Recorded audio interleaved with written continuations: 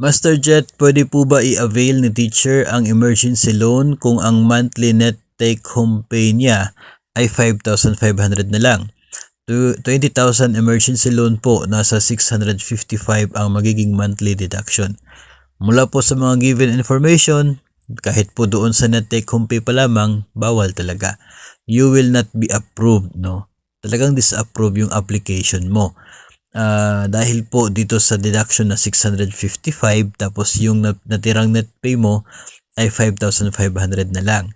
Kung papayagan ka, yung magiging resulting net pay mo below 5,000 na, which is hindi po pwede. Bawal po. So ang magiging epekto niyan para hindi maging below 5,000 yung net pay ay hindi po magdeduct itong emergency loan. Ilalagay lamang siya sa undeducted obligation portion ng payslip, which means bawal din. Kasi hindi pwede na mag-utang ka tapos it will result to an undeducted obligation. Kawawa ka kasi kapag mayroon kang undead. So talagang hindi po papayagan yan. Hindi disapprove yan ng AAO o kaya ay maging ng loan verifier kung dadaan po sa kanya yung inyo pong loan application.